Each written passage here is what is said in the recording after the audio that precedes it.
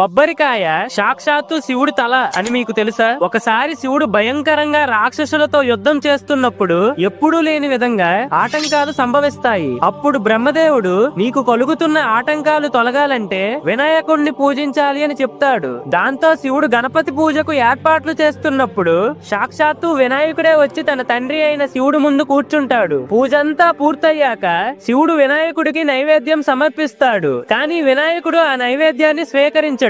ఎంత రుచికరమైన పదార్థాలను పెట్టినా ఆ విఘ్నేశ్వరుడికి నచ్చవు. చివరికి పార్వతీదేవి వచ్చి తన బుజ్జి గణపయ్యకు కావాల్సిన వంటకాలు పెట్టినా తిరస్కరించేస్తాడు. అప్పుడు శివుడికి ఏం చెయ్యాలో అర్థం కాక నీకు ఏం కావాలో చెప్పు నాయనా అని అడుగుతాడు. అది విన్న వినాయకుడు తండ్రి గారు నాకు మీ తలకాయ కావాలి ఇవ్వండి అని అడుగుతాడు. దాంతో శివుడు ఆశ్చర్యపోయి నా శిరస్సుని అడుగుతున్నాడంటే ఏదో మర్మం దాగి ఉంది అని గ్రహిస్తాడు. శివుడు వెంటనే కూర్చుని తన రెండు చేతులను ముందుకు పెట్టేసరికి తన రెండు చేతుల్లోకి తెల్లగా మెరుస్తూ గుండ్రంగా ఉండే ఒక పదార్థం ప్రత్యక్షమవుతుంది. పరమేశ్వరుడికి ఉన్నట్టే ఆ పదార్థానికి కూడా 3 కళ్ళు ఏర్పడతాయి. శివుడి తలపైన ఉన్న గంగమ్మ జల రూపంలో దాంట్లోకి ప్రవేశిస్తుంది. అప్పుడు ఆ పవిత్రమైన పదార్థాన్ని గణపతి స్వీకరిస్తాడు. ఆ పవిత్రమైన పదార్థాన్నే మనం ఇప్పుడు కొబ్బరికాయగా పిలుస్తున్నాం.